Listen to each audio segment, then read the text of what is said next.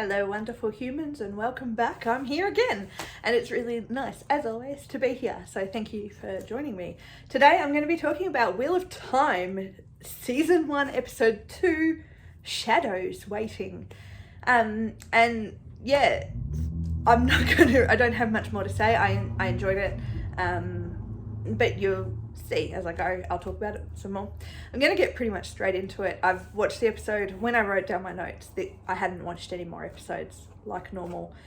And on top of that, if you're joining for the first time and wondering, I've only read the first 3 books and 6 chapters of The Shadow Rising. So I'm coming at this from a perspective of someone who is not brand new to the books, but hasn't been reading them all for years and years, and I haven't even finished the series yet. So my views are my own. I have a tendency to look at things in a really positive light, so I'm not overly negative, although sometimes I do get a little bit negative. Anyway, I'm going to get stuck into reading my notes. I've got lots of them. I do fill up the page, so in case you're wondering, I do fill up each of the pages. I think today I have written 4, 5, 6 pages. I wrote 6 pages of notes, so it'll be around about the same time as lengthwise video as the last one I did on episode 1, although maybe less because I don't have as much extra stuff to talk about. So anyway, I think I have less to say this time. I didn't, but we'll see how that goes as I write. I definitely wrote more than last time by about half a page. Overall, I thought this was a solid episode, but definitely not as gripping as the first one. I enjoyed the first episode a lot more than I enjoyed this. This was good. I suppose one of the things that was really telling for me is the first episode I watched, and it was quite late at night, so I didn't watch the second episode straight away.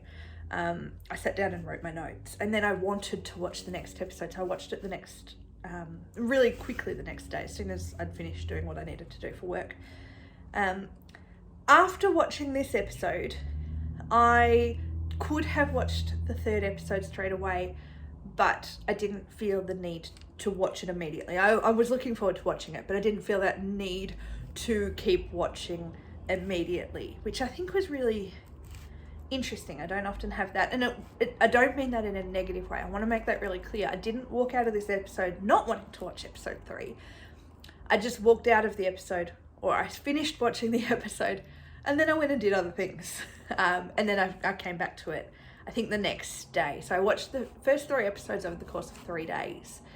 And then after episode 3, I watched episode 4 straight away after I'd taken my notes, because that's where I was hooked, if you will. So anyway, it was less emotional than episode 1, and it was less emotional for the characters and the viewers, less action in general, and maybe less time for character development as well. They had a lot of plot points that they had to hit in this episode. They had to do them. If they didn't hit them here, there wasn't going to be an opportunity. So there was a lot of things that they had to happen. There was lots of character development through setting up of arcs, I suppose. There was a lot of seeds planted for future character development and future plots and future mysteries to be solved. But these episodes are always difficult. I think any season 1 is going to have at least one episode that is more about planting those seeds than it is about having things happen. And I think this was that episode. I hope it was the only one like that. For the first episode, I kind of just wrote whatever came to mind and definitely missed things as I went, and I know that. But I guess that's how I've handled the books as well, so you're probably used to it if you've been watching my videos for a while. You're probably used to the fact that I just comment on the things that interest me and not so much on every moment. These videos would be very, very long if I commented on every moment. Briefly though, I like how we had a brief and horrific intro to the White Cloaks.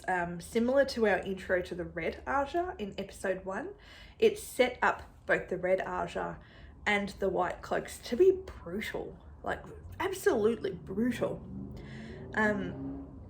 It helps set up future events, definitely, and different world views within the big system, within the bigger scheme of things, very, very quickly. Unlike how the books drip feed us, there was no way that the series was going to be able to drip feed us the information in the way, and the characters and the different groups and the political things going on and all that. They couldn't do it because people would lose interest. So I actually think this was a really good intro. I'm glad they didn't introduce the White Cloaks in episode 1. That would have been too much, but I think it was really good to have, that option. Anyway, so the White Cloaks' presence in the Eye of the World originally was really quite brief but memorable, like Perrin and Egwene and the White Cloaks, but it doesn't show us everything they're capable of. In fact, it's actually a really soft introduction to them, and a very they're almost non-threatening. They're threatening in a way, but not overly. So I like that they've introduced the Questioner,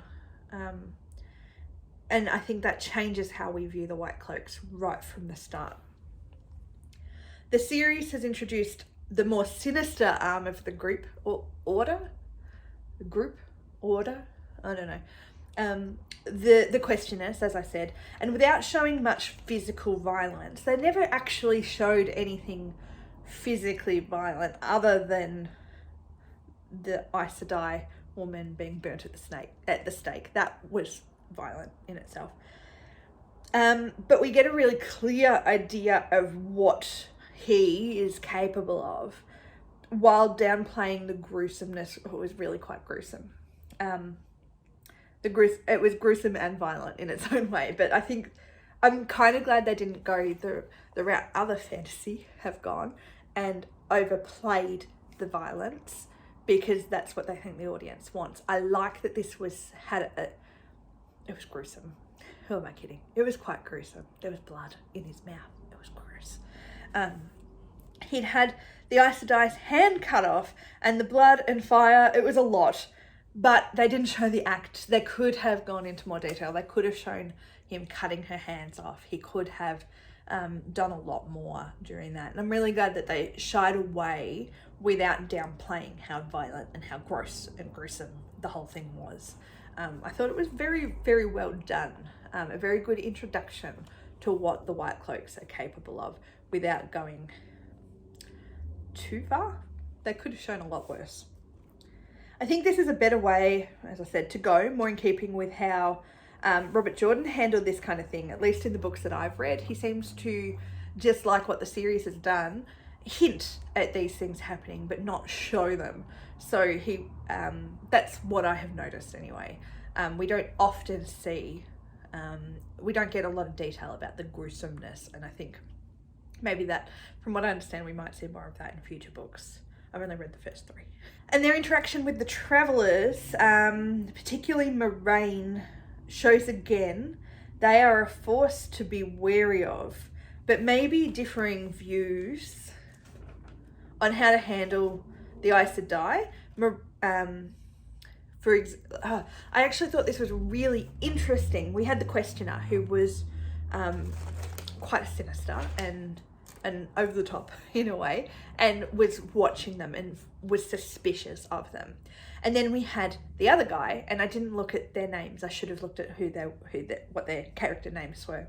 But the other guy, who was obviously the commander, so could be a character that we've read in the books. Moraine was told by him that she should seek out an Aes Sedai to heal her wound.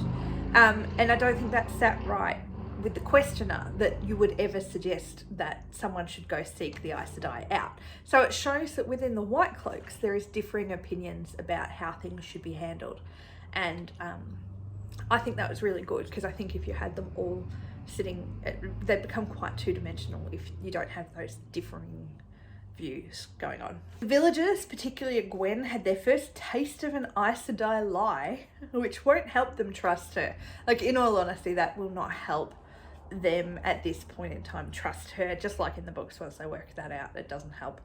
Very well done to introduce it in this way. So I think subtleties can sometimes get lost on screen. The subtleties are easier to pick up in the written word, because you can flip back and sort things out in your head. I mean, you can do it on screen too, but it's different. I think you know what I mean. So having it pointed out in the way that it was, but having Moraine explain it to a Gwen who clearly Moraine sees something in a Gwen at this stage, like in the books again. But I think in this situation, I'd say that Moraine is putting her sights on a Gwen as the Dragon Reborn. I mean, it would be easier, wouldn't it, if the Dragon Reborn was a female? It would take away all the issues of having to gentle a man and all of those, the taint issues and all that. So it would be easier if a Gwen was the Dragon Reborn. So I can see why Moraine's sort of putting her hopes there. But there's that explaining things, because if nothing else, a Gwen has the ability to become Aes Sedai. So her way of explaining things to a Gwen is slightly different to with the boys. But I also like that this Moraine, the series Moraine, the TV Moraine, does explain things a little bit more than book Moraine. And I think that makes sense. She's still holding stuff back. She's still only telling half-truths, but she's giving them slightly more information. And I think it is a better way and makes more sense for her to be giving them that information. Anyway, that's a little side note. Also, speaking of the villagers, learning more of Moraine, speaking of the villagers learning more of Moraine, watching the ferryman die will not help her gain their trust. I thought this was a really clever, I suppose. Again, it's terrible. No one should die. But I think that's one of the things, in the eye of the world, I don't think a lot of people, we didn't witness death of humans, I don't think, in the same way. That happened, but not in the same way. Whereas here, we see Moraine making the choice to, I mean, she couldn't do anything else about it. But she made that choice, and the others don't understand. They will. Gwen understood when she thought about it. But they've watched her ruthlessness. But also, given her injury and everything else going on, even this makes more sense to me in a way. How she's doing all this. She has more important things to worry about than stopping the ferryman acting in such a way, in such a suicidal way. Her taking the time to explain it to a Gwen, I think, who I enjoyed seeing really angry here. I thought that was a really good character decision, having a Gwen angry at Moraine for letting the ferryman die. But also that Moraine reasoning with a Gwen allowed her to see it couldn't be helped. There was nothing Moraine could do to stop the ferryman from dying in that situation. And she had a point, and a Gwen then didn't like it, but understood why, and gave her an understanding. That was her first glimpse of the big, hard decisions that need to be made. Decisions are not always easy, and there's not always a clear right and wrong. And I think that's an important thing for a Gwen to learn. I liked that scene between Egwene and Moraine. I thought really, really nice. I like it in the books as well. Anytime I see one of the characters, one of the villagers, go up against Moraine and question her, I like it, because one or the other of them backs down. Sometimes Moraine sort of says, she doesn't admit it, but sometimes she realizes that maybe she's come across in the wrong way, because you see in future scenes that she's trying different tacts. But I like that we're seeing, so far we're seeing Nynaeve go up against her, now we're seeing a Gwen go up against her. So we're seeing these two women who have more passive role in the eye of the world, the book, go up against her. And later, I'm really looking forward to seeing the other villagers go up against her in their own way too. Anyway, so the ferryman dying the way that he did, it makes sense. It would have been dangerous. She couldn't do anything to stop him. He was going to die regardless. As soon as he went into that river to that ferry, he was going to die, whether he got on the ferry and got it to the other side or not. And in reality, he had a quicker, less horrific death the way that he died, and she had no choice. And at least Egwene understood that in the end. That's a long way around saying that. I liked that scene, but I didn't like watching it. But I thought it was a really, really good scene. And will go a long way to help, causing distrust, especially amongst the boys who don't understand. And Gwen, the shift in her attitude towards Moraine, I think also makes more sense as well. Am I explaining that okay? I thought it was very, very good scene. But also, like, on that, her taking the time to explain it to a Gwen, but not taking the time to explain it to the boys is also exactly what you'd expect from her as well. So, very nice. And it's again suggesting that a Gwen at this stage is the most likely and probable to be the Dragon Reborn, or at least a strong possibility. Moraine has detected she can access the One Power and is probably swayed by that feminine bias and, as I said before, hope, as if it's a man, it is more complicated. So I actually get why she would be hoping that it's a Gwen. I really do. Also, given what I know and suspect about a Gwen's future, I do think it makes sense that she be considered Tavern. I'm coming back to this because I think this makes sense. It is a logical move in the scheme of things, at least for storytelling purposes. And I'd say Nynaeve probably could be considered Tavern too, but the age thing makes that less relevant to the Dragon Reborn thing as far as we can see. I definitely am enjoying the changes made to a Gwen so far. The book version still makes sense, given it's mostly from Rand's perspective, his perspective of her, and he isn't seeing all her scenes that are happening. So his reactions to losing her and losing his home and all that still fits. Like, everything in the book exactly as is around Rand and his reactions to things still works really well, because he doesn't know everything that's going on. Even if he's coming across as a bit of a possessive asshole. But I can forgive him for that because I understand why it's all happening. Too much changing all at once. It's difficult to keep up. I'll accept that because that rings true to him in the book and what's going on around him and the drastic changes and all of that. Like, it makes sense. But wow, Rand, watching it actually happen as opposed to reading it, very, very different. Because again, when we're reading it from Rand's point of view, and it makes sense that he'd be reacting the way that he's reacting. So we just kind of accept it. But watching it just sort of heightens how possessive he is towards a Gwen and all of that kind of stuff. And I think it's a really great way to explore the story. And it's one of those great things about watching it as a visual medium, as a TV series. It means that we do get to see these things, and I love it. Sorry, I do apologize if I'm talking too much about it, and if you like, I'll know if you don't watch the whole thing. I'll know, and I'll take that on board.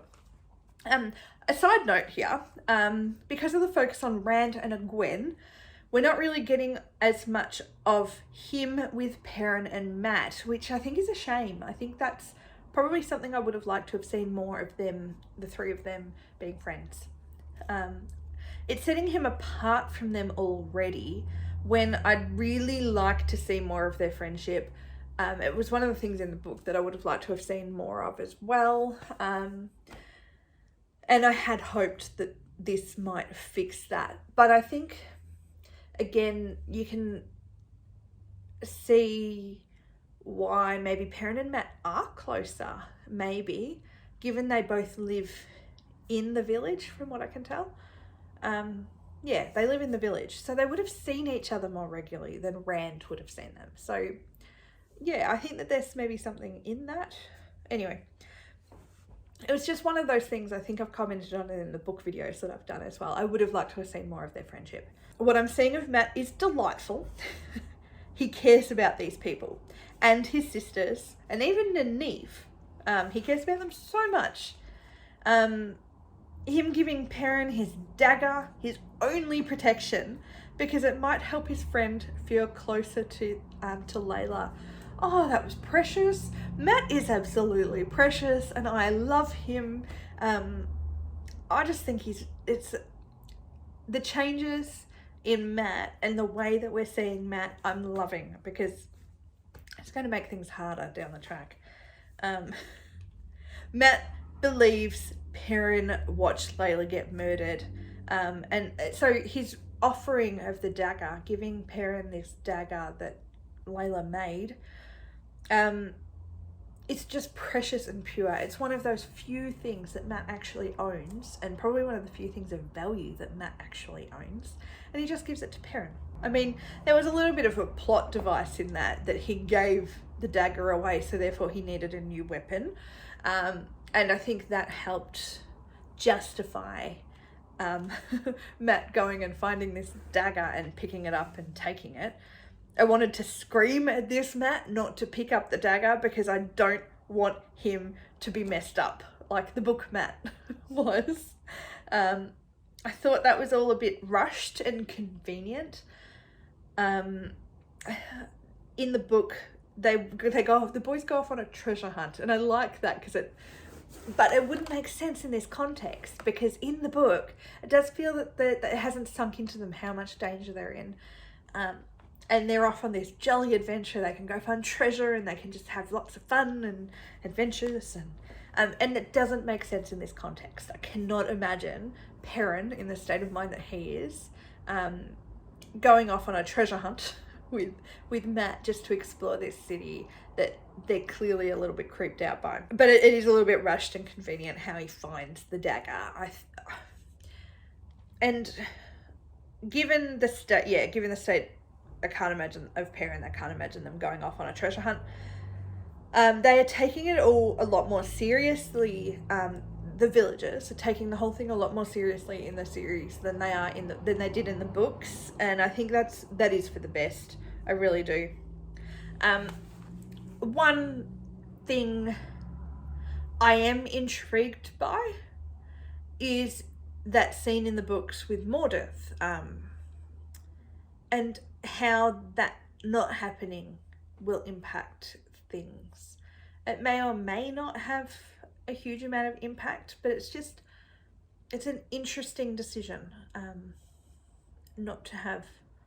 I mean, you don't want to introduce too many big bads, do you? And it's confusing, considering I still don't know much about Mordeth, but you can see that he's not the Dark One. I don't, unless I'm mistaken there. But that might be too confusing, and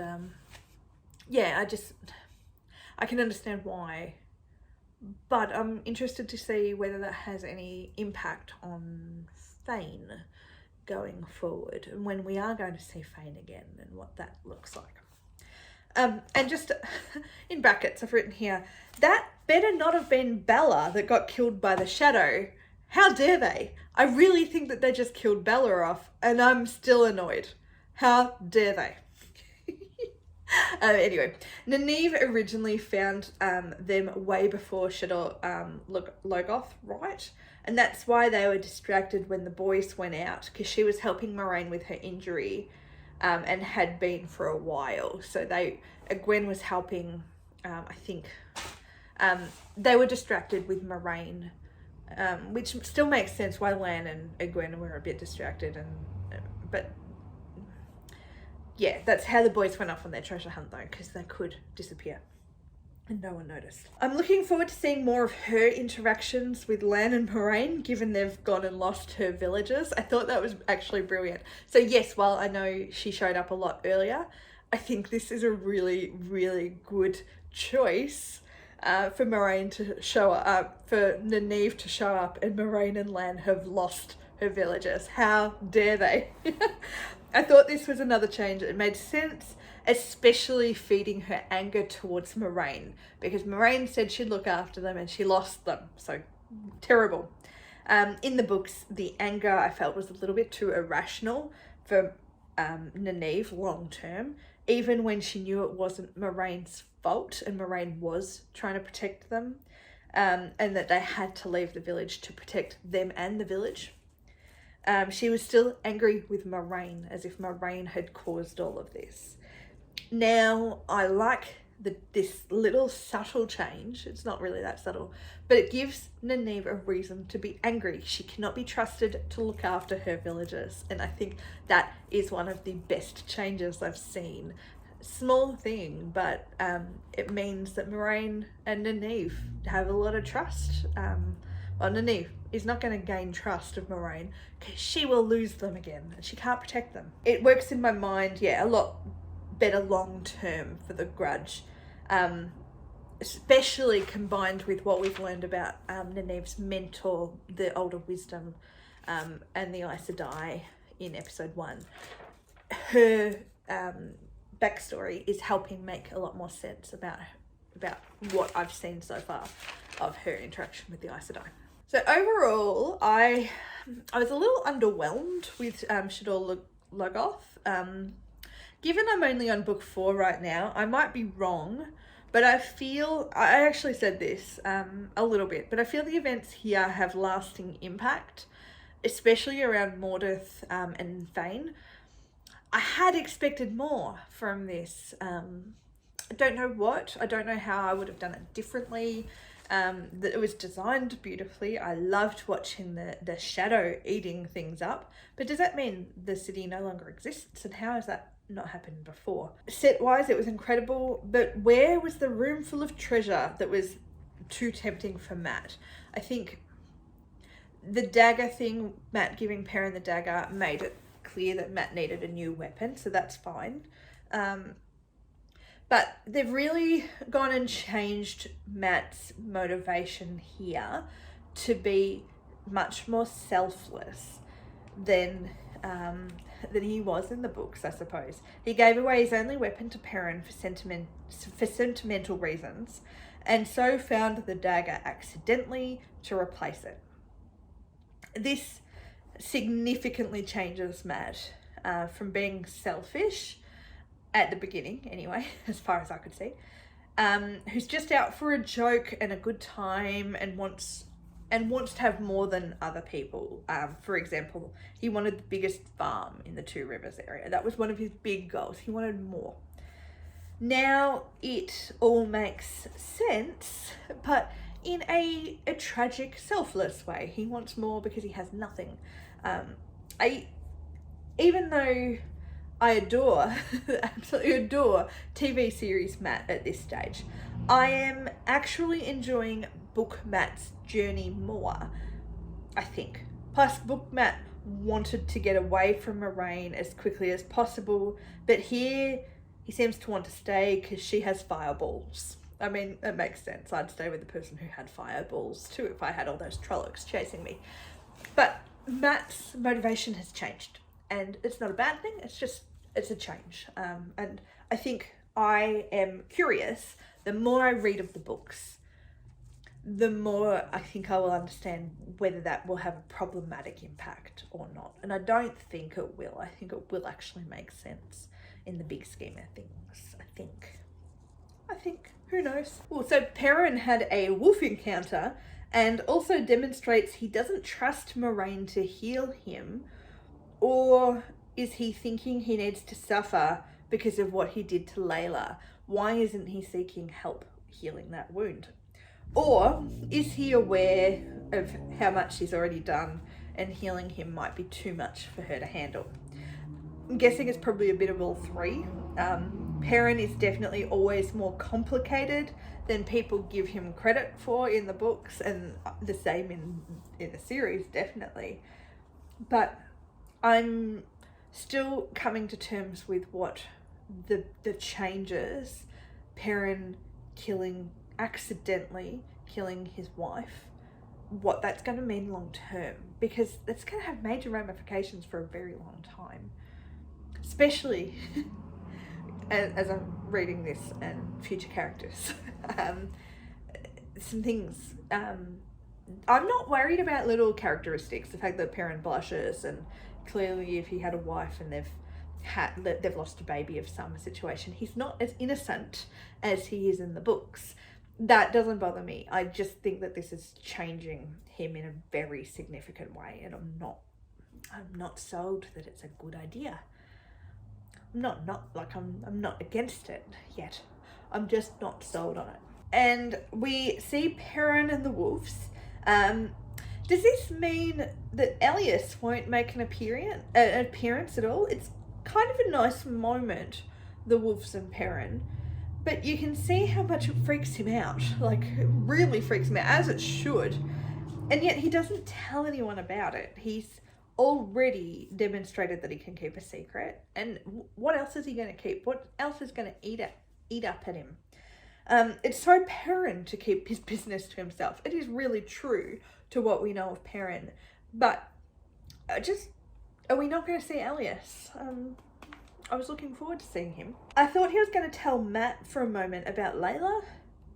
Just for a moment, which would have surprised me if he had, given how closed off he can be. I just want to give him a big hug. Like, this Layla thing is really, really changing things about how I feel about Perrin. I love Perrin in the books anyway, but I feel sorry for him, and I don't want to feel sorry for him. He hasn't had time to fully process, and I have no idea when he'll get the chance. I do worry how this will affect the character moving forward. Yeah, I've talked about that. Sorry, I'm jumping around a little bit. Bear with me. Lan hasn't done much particularly to comment on, which is exactly what you'd expect from Lan. I'm really enjoying him so far, especially that they're letting him be that silent type. They're not forcing more dialogue on him. And when he did speak, Matt commented on it. That was exactly what I would expect to happen. Matt starting the song about Menetherin it's really nice foreshadowing, which I'm still waiting to fully make sense of in the books, so won't comment much on that at all. But it was a nice moment, and I like how Moraine told them the story without the need of flashbacks. I was a little bit worried. And I know it doesn't always happen, and especially it's not something they lean on all the time. But sometimes in these things, when they're telling stories, they'll go into some sort of flashback or animated version of things. And it works in some situations. It would not work here though. This is a world where oral history and storytelling is present and alive, and we definitely didn't need a flashback here. Moraine telling them about the story about Menetherin was beautiful. Rosamund Pike's voice, she's a storyteller. I love her audiobooks. There's just her voice and her expressions, and it was nice. It was just nice to hear her tell the story. I want to hear more stories from her. And I'm looking forward to, I'm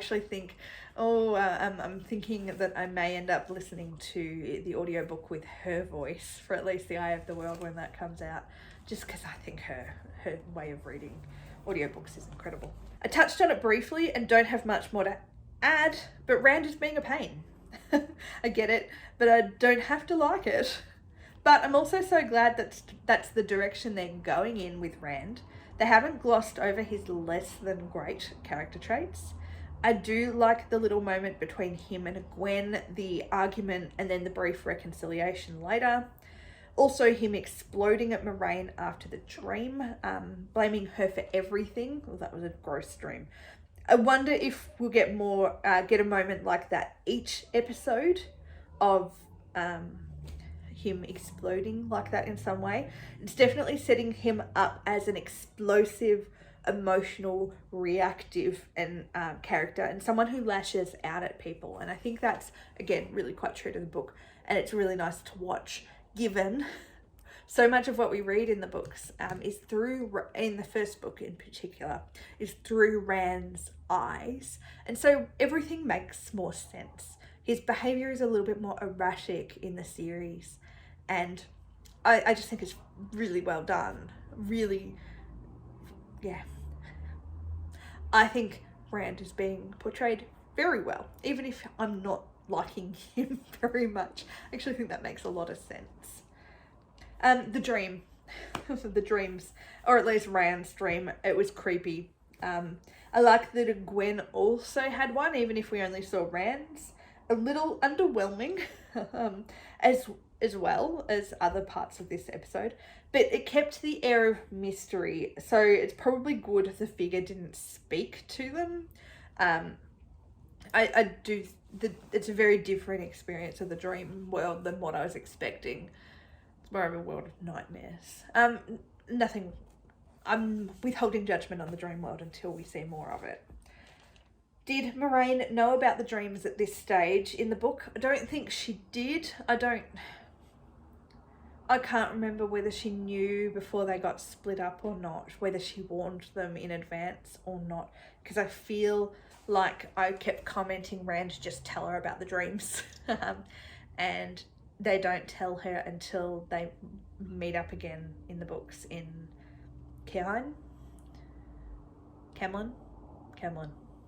Yeah, until they meet up again anyway, before they go through the Waygate. I feel she's given them more information all around than in the books. Just as a whole, she's been more willing to impart knowledge. And she's less reluctant to share things if she's asked a question about it, if she sees that there's a need. So the dream, she's sitting there saying, oh, I need to tell them something about that.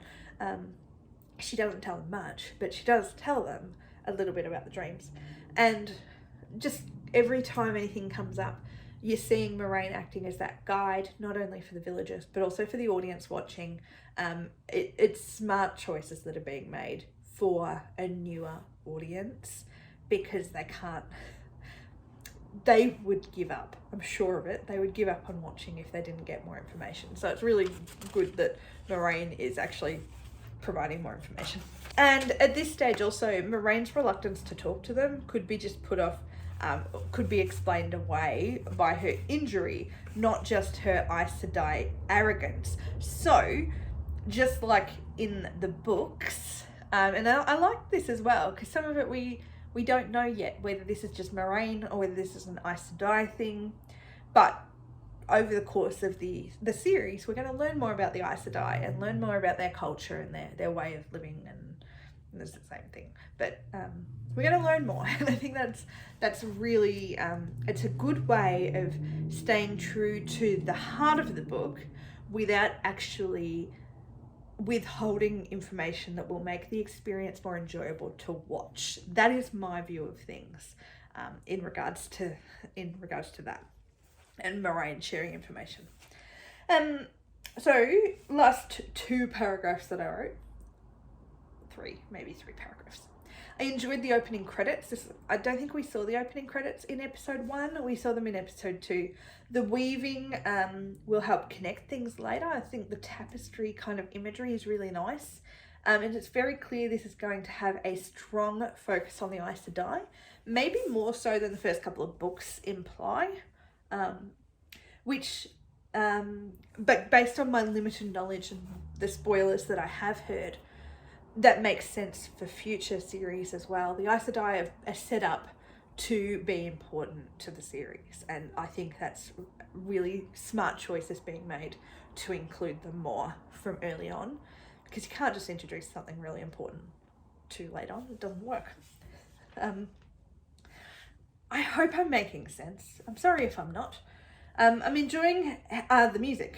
The music feels otherworldly, not attached to any one particular culture. It has that real melting pot feel, which I always imagined when I'm reading The Wheel of Time. The whole world has this real melting pot kind of feel to it. I hope we get some concerts. At some point, I'd really love to go and listen to some concerts of the music, of the soundtrack from Wheel of Time, like what they've done for Lord of the Rings and Harry Potter, Doctor Who, all of those kind of things. A lot of games and stuff, Zelda, Final Fantasy, they'll occasionally have symphonies and other musical groups doing concerts while footage is playing. And I want that to happen. I think that would be epic. And it would really highlight something about the show that I think is really special. I think the music is incredible, and I'm really loving that they've taken it in a different direction to a lot of fantasy has in the past. Not all, but a lot has gone for that more Celtic, very Lord of the Rings-esque type thing. And I'm really enjoying that they're doing something slightly different. I think it's really, really special. So, all up, my last notes, I thought this was a good episode. If it was a little underwhelming at times, the reveal at the end about Nynaeve was a good way to end, which I'm sure had more impact for anyone who didn't know she was alive. But it wouldn't be a surprise for anyone who knows even a little bit about the books or has even watched the trailer. So I don't think there would be that many people that was that surprised to see her again. So if they did it for the surprise factor, that didn't happen. But as I said, the story-wise, it makes sense, and I'm actually really happy. I think, as I said, really good decision to have Nynaeve pop up at the end after the villagers have already been lost. I think it's really, really clever. That is all. Thank you for sticking with me to the end. I want to know, what did you think? Were you a bit underwhelmed by this episode? Generally, I've been avoiding social media, but my general understanding is that people enjoyed the first episode, the second episode a little less so, and then the third and fourth get better from there. And that has been my experience, having watched those 4. I'm actually going to go and watch episode 5 right now. It came out a couple of hours ago, and I'm finally getting to watch it after I finish with this, because I'm doing this on Friday. You probably won't be watching it till later early next week. But that is my insights, my thoughts, the things that I noticed and the things that I paid attention to for episode 2 of season 1 of Wheel of Time. I would love to know if you feel differently about anything, if you feel the same about anything. Argue with me, go for it, or agree. Tell me how right I am. Just don't spoil the future books for me, and we'll be happy. I'll be happy anyway. That is it. I will catch you. I'll film the next video probably tomorrow, and you'll start seeing these sometime soon. By the time I put this up, you'll have already seen other videos. Anyway, make sure you subscribe to the channel if you haven't already. Like the video, share with your friends if you want. I might not have anything worth sharing, but you're more than welcome to share this with your friends, and let's get the conversation happening. I'd love to know what you think. Catch you next time. Bye.